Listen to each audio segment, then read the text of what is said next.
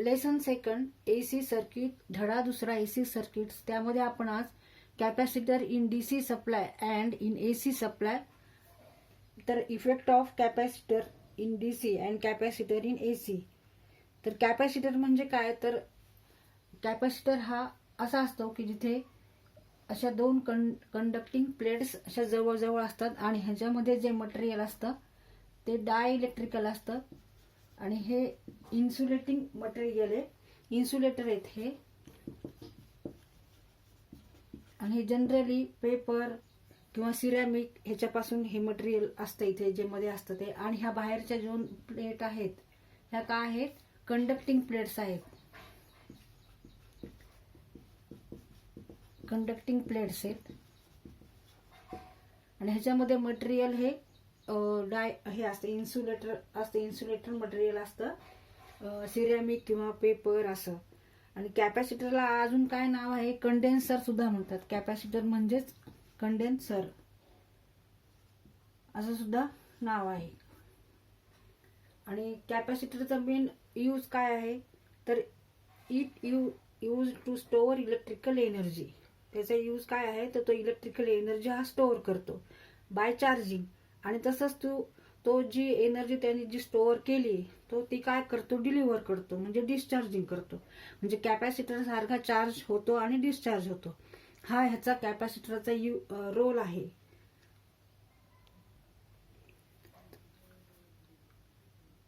Now there are two conducting plates and in between there is insulating material called as dielectric material like papers, mica and ceramic. तर इथलं जे material असतं insulating material ते कशापासून बनवलं असतं, paper, मायका किंवा सिरॅमिक पासून. आणि ह्या जो प्लेट्स आहेत ह्या कशा आहेत, कंडक्टिंग प्लेट्स आहेत. आणि कॅपॅसिटरचा रोल काय आहे, तर it store electrical energy by charging आणि इट डिलिव्हर धी स्टोअर्ड एनर्जी बाय डिस्चार्जिंग. म्हणून आपण म्हणतो की कॅपॅसिटर हा चार्ज होतो आणि डिस्चार्ज होतो, हे आपल्याला माहिती. तर चार्ज होतो म्हणजे काय, तो स्टोअर करतो इलेक्ट्रिकल एनर्जी. आणि डिस्चार्ज होतो म्हणजे काय, जी त्यांनी स्टोअर केलेली इलेक्ट्रिकल एनर्जी तो ते डिस्चार्ज करतो, डिलिव्हर करतो. आणि आता ऍप्लिकेशन काय आहेत, म्हणजे त्याचे युजेस काय आहेत कॅपॅसिटरचे, कुठे वापरला जातो कॅपॅसिटर. तर कॅपॅसिटर हा फोटो कॅमेरा फॉर फ्लॅश, तसंच in power supply use as a filter, in amplifier as a coupling and bypass capacitor आणि सो ऑन. त्याचे असे भरपूर युजेस आहेत, त्याचे भरपूर असे ऍप्लिकेशन्स आहेत. पण कॅपॅसिटर डीसी मध्ये वेगळा बिहेव करतो आणि एसी मध्ये वेगळा बिहेव करतो. डीसी सप्लाय म्हणजे काय, डिरेक्ट करंट सप्लाय, आणि एसी म्हणजे अल्टरनेटिंग करंट टाईप सप्लाय. तर दोन्हीमध्ये कॅपॅसिटर हा वेगळ्या वेगळ्या पद्धतीने बिहेव करतो, म्हणजे त्याचा इफेक्ट वेगळा वेगळा होतो दोन्ही सप्लायमध्ये. तर ते आपण आता बघू. आता ही सर्किट डायग्राम बघा. ह्या सर्किट डायग्राम मध्ये हा कॅपॅसिटर जोडलेला आहे डीसीला. DC supply direct current type सप्लायला कॅपॅसिटर जोडलेला आहे. आणि इथे एक्सी काय आहे, तर कॅपॅसिटिव्ह रिॲक्टन्स, म्हणजे जसं आपण रेझिस्टन्स म्हणतो इन सर्किट, तसंच एक्सी म्हणजे काय, ह्याचा एक रेझिस्टन्स असतो कॅपॅसिटरचा, पण त्याला एक्सी म्हणतात. आणि तो कशामध्ये मोजला जातो, इन ओहम्स मध्येच मोजला जातो तो सुद्धा. ह्याचा सुद्धा युनिट काय आहे, ओहमच आहे. आणि एक्सी हे कशाने कॅल्क्युलेट करतात, तर ह्या फॉर्म्युल्याने कॅल्क्युलेट करतात, 1/2πfc. तर इथे एफ काय आहे, ही फ्रिक्वेन्सी आहे. फ्रिक्वेन्सी आहे, आपण जी सप्लाय देतो त्याची ही फ्रिक्वेन्सी आहे. आणि सी काय आहे, value of capacitor, he value of capacitor आहे. आणि एक्सीला काय म्हणतात, capacitive reactance, capacitive reactance, capacitive reactance. आता इथे एसी सप्लाय मध्ये आपण रेझिस्टन्सला रिॲक्टन्स म्हणतो आणि डीसी सप्लाय मध्ये आपण रेझिस्टन्स शब्द वापरतो. तर इथे एक्सी बरोबर ह्या फॉर्म्युल्याने आपल्याला काढता येतो. एक्सी equal to 1/2πfc. XC is nothing but opposition to current असाच अर्थ होतो त्याचा. आणि XC is measured in ohms. आणि it depends upon frequency. XC is inversely proportional to frequency and XC is inversely proportional to value of capacitor. ह्याच्यावरून आपल्याला काय समजतं, जर फ्रिक्वेन्सी वाढवली तर एक्सीची व्हॅल्यू ही कमी होणार आहे आणि फ्रिक्वेन्सी कमी केली तर एक्सी वाढणार आहे.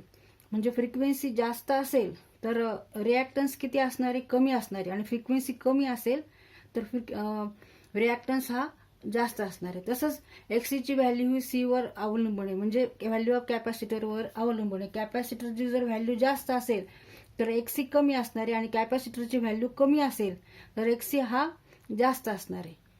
तर इथे आपल्याला इथे रेजिस्टन्स काढायचा असेल कॅपॅसिटरचा तर ह्या पद्धतीने आपल्याला काढावा लागतो. तो म्हणजे फिक्स नाहीये, it varies with respect to frequency. Capacity reactance is not constant and it varies with frequency. Frequency change झाली की ही व्हॅल्यू पण चेंज होणार आहे. तसं रेजिस्टन्सचा आहे का, जर आपण रेजिस्टन्स डीसी सप्लायला जोडला किंवा एसी सप्लायला जोडला तर चेंज होतो का? रेजिस्टन्सची व्हॅल्यू ही चेंज होत नाही, ही फिक्स असते.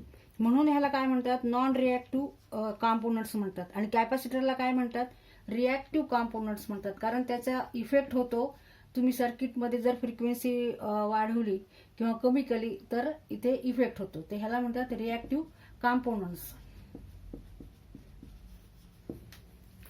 तर आता आपण बघू की समजा कॅपॅसिटर डीसीला जोडला तर काय होतं.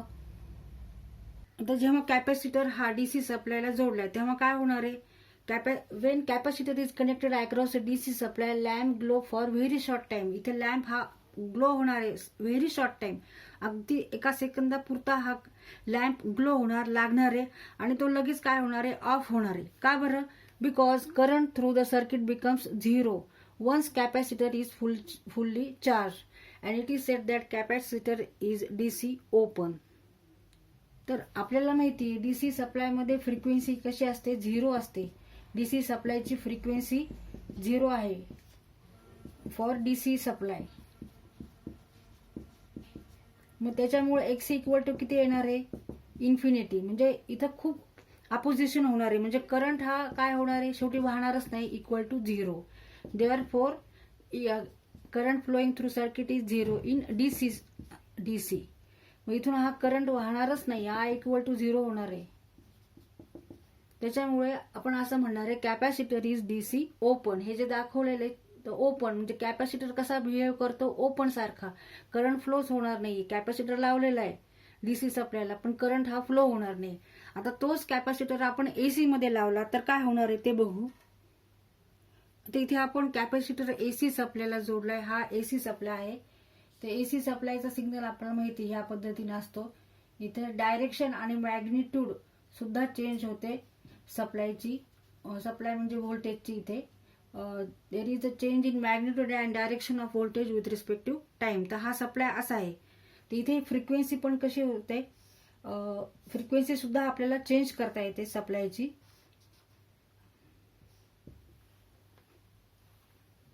म्हणजे याची मॅग्निट्यूड आणि डायरेक्शन सुद्धा चेंज होते. इथे व्होल्टेज वाढते आणि इथे इथून कमी होत जातं.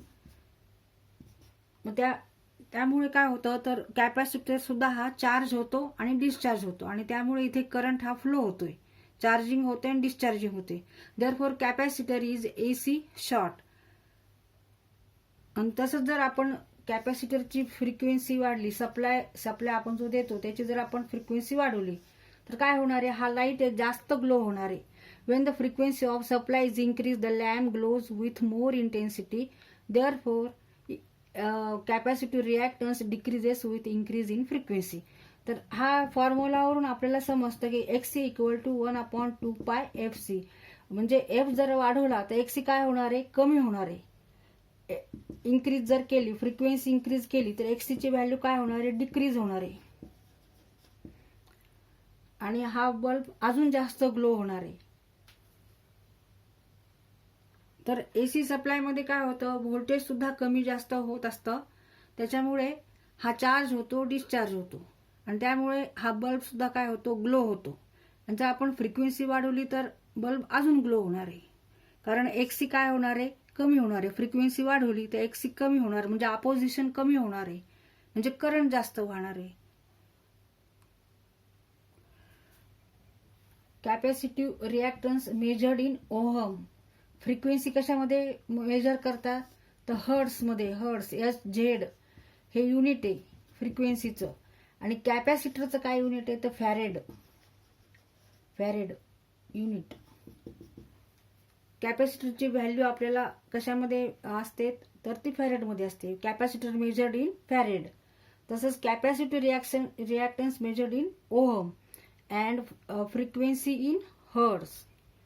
तर हे युनिट लक्षात ठेवा. फ्रिक्वेन्सीचं हर्ट्स आहे, कॅपॅसिटिव्ह व्हॅल्यूचं कॅपॅसिटरच्या व्हॅल्यूचं फॅरेड आहे आणि कॅपॅसिटिव्ह रिॲक्टन्सचं ओहम आहे, कारण हा रेझिस्टन्सच असतो. No capacitor in DC circuit, no current flow in circuit, therefore no glow of light, no light. Now capacitor in AC supply, therefore here capacitor act as short and light glow. Now capacitor produces 90-degree phase shift between voltage and current. Means current leads, इकडे आपण current दाखवलं आणि इकडे voltage दाखवलेले. Current leads voltage by 90 degree. Now capacitor is DC open and capacitor is AC short. तर हे लक्षात ठेवा, हे वाक्य लक्षात ठेवायचं. Capacitor is DC open, capacitor is AC short. आणि इथे डीसीला फ्रिक्वेन्सी असते का? नाही, फ्रिक्वेन्सी याची 0 असते आणि एसी सप्लायची फ्रिक्वेन्सी असते. तसंच याचं मॅग्निट्यूड व्हॅरी होतो. एसी सिग्नल हा असा असतो, तर डीसी सिग्नल हा असा असतो. फक्त ते कॉन्स्टंट असते व्होल्टेज व्हॅल्यू. इथे मात्र कमी जास्त, निगेटिव्ह पॉझिटिव्ह.